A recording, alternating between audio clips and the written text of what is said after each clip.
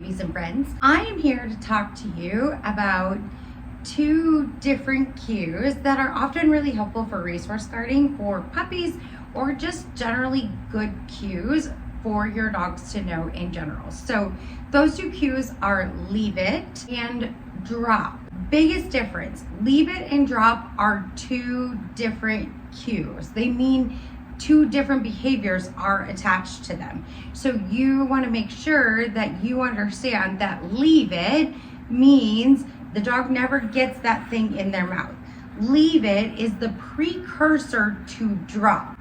Drop is they have it in their mouth already and I need them to give it to me or to get it back in a safe way.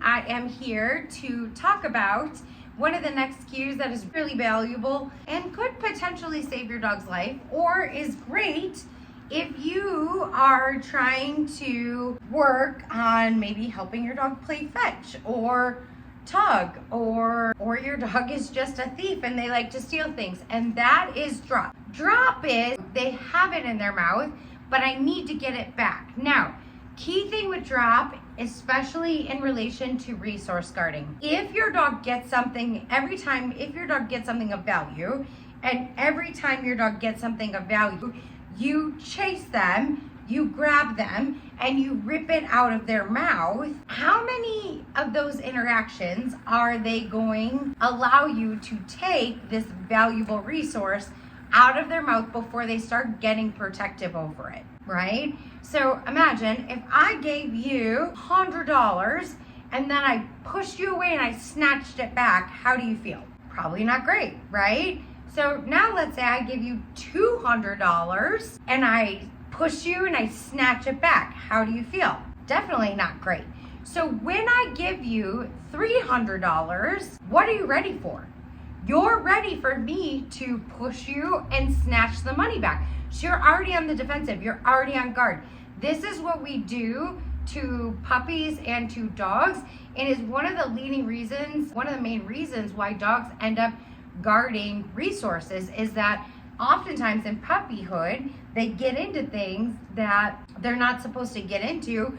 We freak out, we panic, we chase after them, which is gamifying the fact that they're stealing something that they're not supposed to have, which makes it even more enjoyable and exciting for them. And then we get them, we physically hold them, and sometimes we'll push their lips, we'll physically pull it out of their mouth.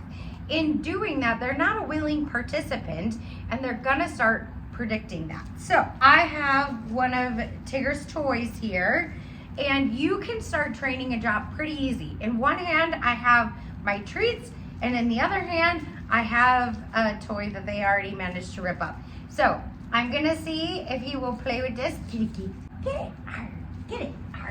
So let him get it in his mouth, drop. And as soon as they let go, pair the drop cue. So I'm gonna let it get, I'm gonna hide the treats behind my mouth. Get it, yeah, get it, drop. Good, I'm gonna present the treat and I'm gonna say drop.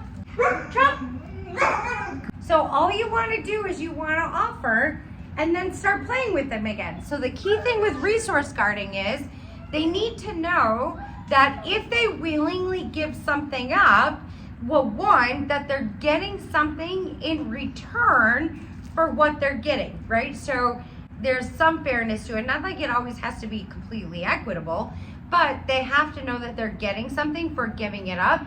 That's going to incentivize the behavior in the future. And the other thing is to re-engage with them and let them get that item back so that they know you're not permanently stealing it from them, putting it away where they can't have it anymore if they were finding it super engaging and fun. Is that, especially if you're playing tug or with toys or with fetch, it's a good way to help your dog understand that letting go of the object means you continue to engage with them. They're still getting something out of it and they're not like completely losing in the whole interaction.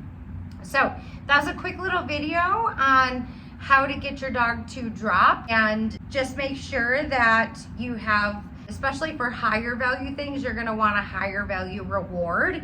So if it was something that Giggles really liked a lot, which he's normally pretty amenable because I never let him really steal stuff when he was a puppy, so we never really had to work on that.